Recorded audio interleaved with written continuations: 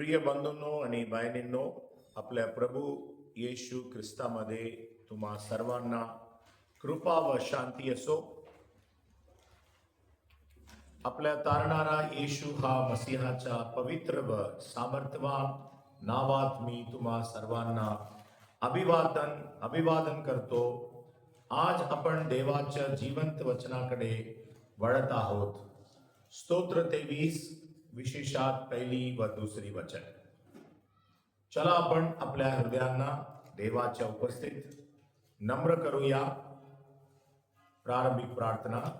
स्वर्गीय पित्या, आम्ही प्रभू येशू ख्रिस्ताच्या नावाने तुझ्या उपस्थित येतो. तुझे वचन जिवंत व सामर्थ्यवान आहे, पण पवित्र आत्म्या विना आम्ही ते समजू शकत नाही. प्रभू, आमच्या डोळे उघड, आमचे कान उघड, आमच्या मनाला ध्यान दे, हृदयाला ग्रहणशील कर आणि इच्छेला आज्ञाधारक कर. प्रत्येक अडथळा दूर कर. शत्रूच्या प्रत्येक योजनेला तू झिडकार. पवित्र आत्म्याद्वारे आम्हाला सर्व सत्यात ने. हे सर्व आम्ही येशूच्या सामर्थ्यवान नावात मागतो. आमेन. वचन वाचूया. स्तोत्र संहिता 23, 1 आणि 2. मला परमेश्वर माझा मेंढपाळ आहे, मला काहीही उणे पडणार नाही. तो मला हिरव्या तृणांवर विसावा देतो, तो मला शांत पाण्याजवळ चालवितो. स्तोत्र 23 हे केवळ काव्य नाही, ते साक्ष आहे.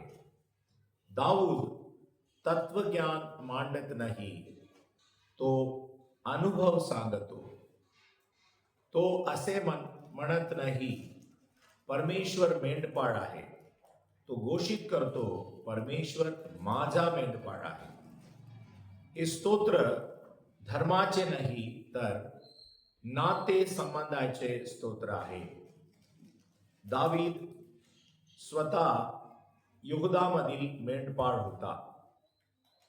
त्याला मेंढऱ्यांचे जीवन माहीत होते आणि देवाचं चालवणेही माहीत होते. ते योग्य प्रकारे समजून घेण्यासाठी आपण ते यहुदी मेंढपाळांच्या जीवनाच्या दृष्टिकोनातून वाचले पाहिजे. कारण दावीद अशा जागाचे वर्णन करत आहे, ज्याला त्याने आपल्या हातांनी, पायांनी आणि अश्रूंनी अनुभवले होते. परमेश्वर माझा मेंढपाळ आहे, एक कराराचे नाते. परमेश्वर म्हणजे यहोवा, स्वतः अस्तित्वात असणारा, करार पाळणारा देव. दावीद म्हणतो, अनंत देवाने माझ्या जीवनाची जबाबदारी स्वतः घेतली आहे. यहुदियामध्ये मेंढपाळ व्यावसायिक नव्हते, ते जीवनाचे रक्षक होते. यहुदामधील मेंढपाळ मेंढऱ्यांच्या पुढे चालत असे. योहान 10:4. आपले सर्व मेंढरे बाहेर पडल्यावर तो त्यांच्या पुढे पुढे चलतो, त्यांची नेतृत्व करतो. प्रत्येक मेंढाला ओळख असे. योहान 10 और वचन 3. दारावरचा पहरेकारी मेंढपाळासाठी दार उघडतो आणि मेंढरे आपले मेंढपाळाचा आवाज ऐकतात. मेंढपाळ आपल्या मेंढरांना त्यांच्या नावाने हाका मारतो आणि त्यांना तो बाहेर घेऊन जातो. काठी व आघाडी घेऊन रक्षण करत असे. स्तोत्र 23 आणि वचन 4. जखमांसाठी दररोज मेंढऱ्यांच्या तपासणी केले. यहेजकेल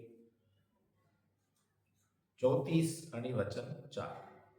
तुम्ही दुर्बलांना सबळ केले नाही. तुम्ही आजारी मेंढऱ्यांची काळजी घेतली नाही. जखमींना मलमपट्टी केली नाही. काही मेंढऱ्या बरकटल्या पण तुम्ही जाऊन त्यांना परत आणले नाही.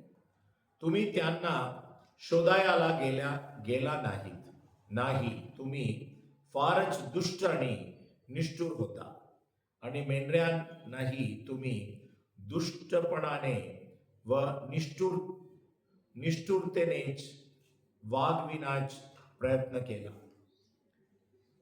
मेंढपाळ कुरण शोधत भटकत असे. यहेजकेल त्यांच्या 34 अध्याय वचन 4. देव म्हणतो, मी त्यांना इस्रायलाच्या डोंगरावर, जर्यान काठी आणि लोक राहत असलेल्या सर्व ठिकाणी चरू देईन. मी त्यांना चांगल्या कुरणांत नेईन. इस्रायलाच्या डोंगरावरील उच्च ठिकाणी त्या जातील. तिथे चांगल्या डोंगरावरील उत्तम हिरवळीवर त्या चरतील. मेंढपाळ दारात झोपून मेंढऱ्यांचे रक्षण करत असे. योहान 10:7. म्हणून येशू पुन्हा म्हणाला, मी तुम्हाला खरे सांगतो, मी मेंढराचे दार आहे. मेंढऱ्या स्वतः वाचत नाहीत. मेंढपाळ त्यांचा वाचवतो. मेंढऱ्या त्यांच्या बुद्धिमत्तेमुळे नाही, तर मेंढपाळाच्या उपस्थितीमुळे वाचली.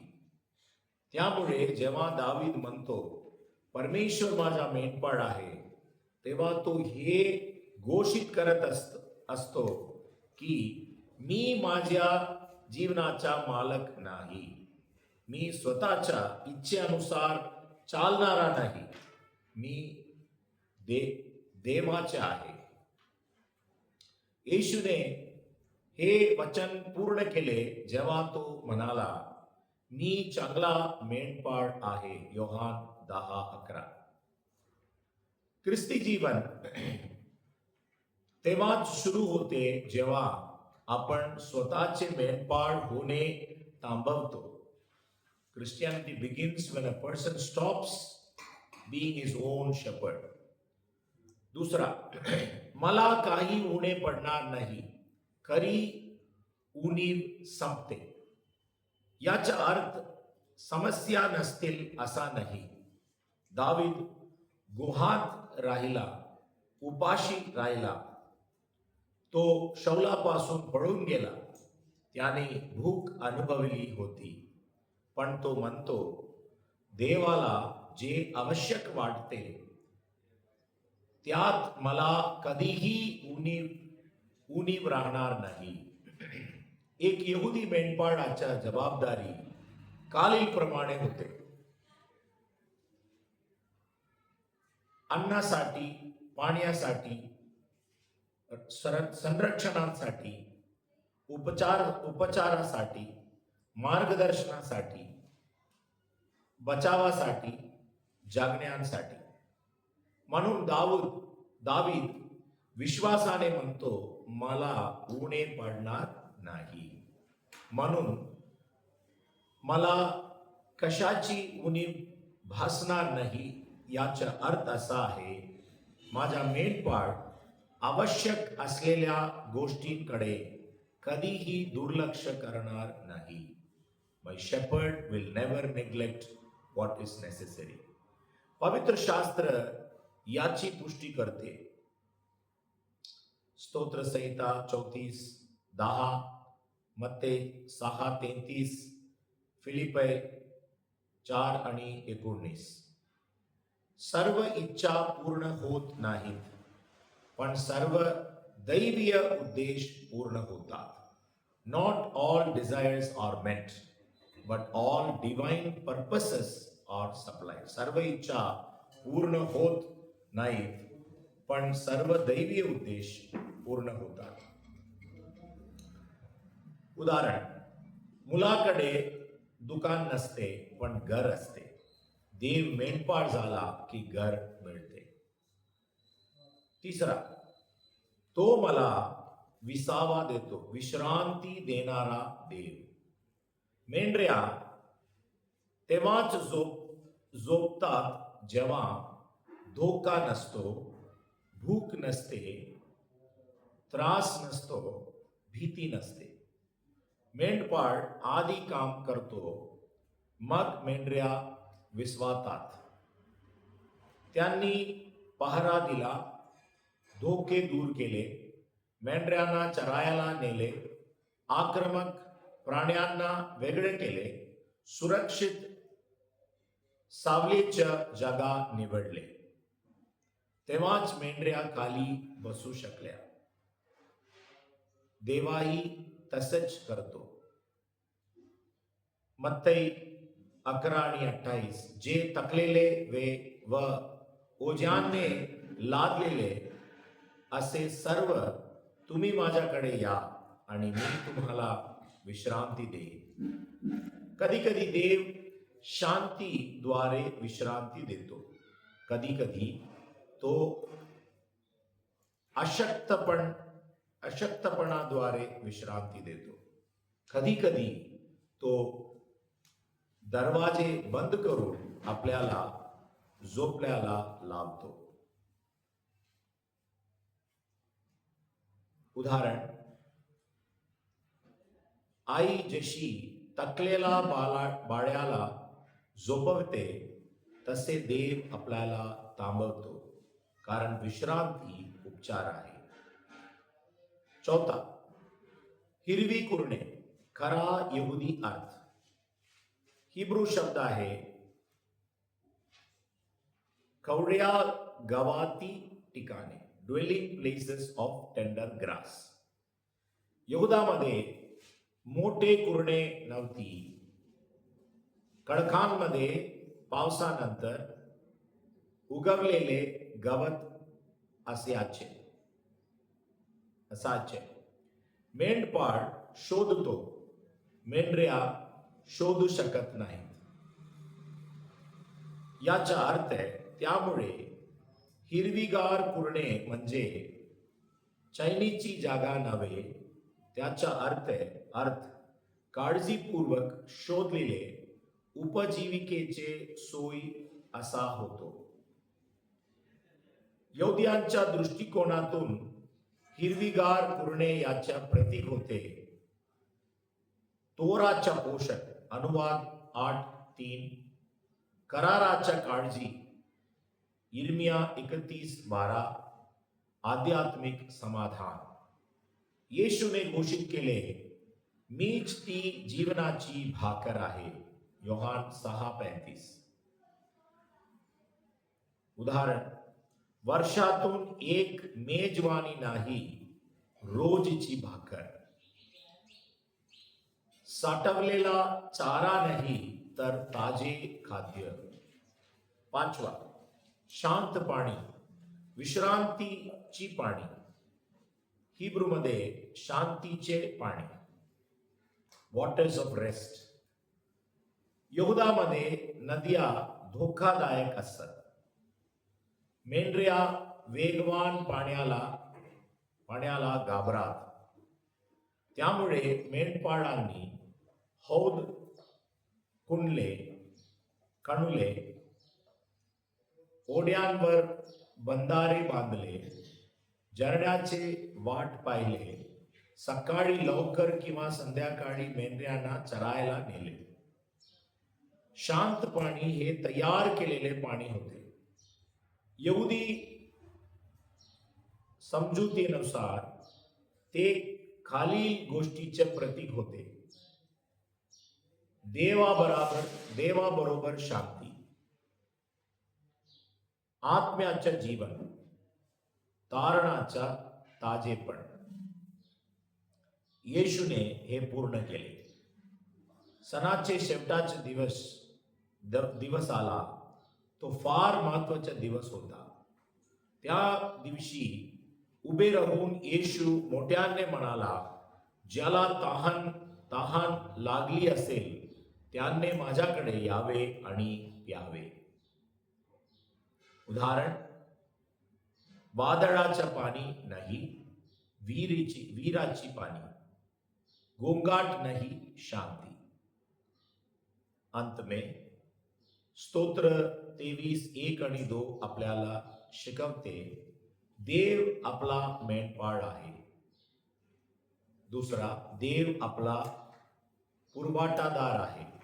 तिसरा, देव आपला मार्गदर्शक आहे. चौथा, देव आपला विश्रांतीदाता आहे. पाचवा, देव आपल्या आत्म्याचं तृप्तीदाता आहे. देव आपल्या लोकांना हकालून देत नाही, तर तो त्यांना मार्गदर्शन करतो. तो त्यांना उपाशी ठेवत नाही, तर तो त्यांना अन्न देतो. तो त्यांना थकून जाऊ देत नाही, तर तो त्यांना नवी शक्ती देतो. जेव्हा प्रभू मेंढपाळ होतो तेव्हा भय कमी होते, अभाव संपतो, आत्मा शांत होतो. अंतिम प्रार्थना. हे प्रभू, तू आमच्या आत्म्याचा चांगला मेंढपाळ आहेस. जिथे आम्ही स्वतःला चालत होतो तिथे आम्ही आज शरण येतो. आमची अस्वस्थता काढून टाक. आमचा अभिमान मोड. हमाला चालव, हमाला पोस, हमाला शांत कर. आमच्या जीवनातून साक्षी निघो, परमेश्वर माझा मेंढपाळ आहे. येशूच्या नावात आमेन. आम्ही सर्व उभं होऊन प्रभूची प्रार्थना म्हणूया.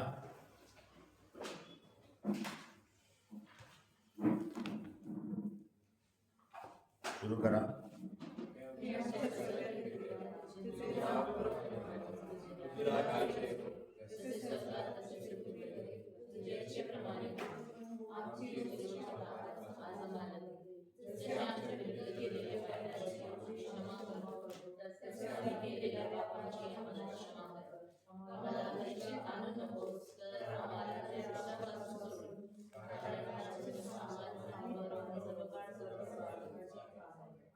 आशीर्वाद.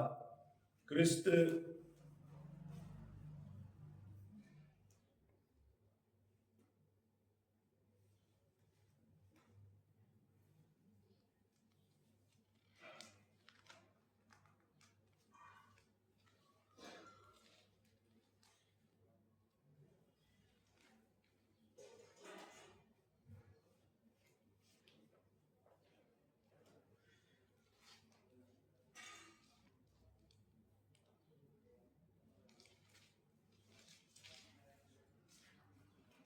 प्रभू येशू ख्रिस्ताची कृपा, देवाची प्रीती आणि पवित्र आत्म्याचे सहभागिता तुम्हा सर्वांसह असो.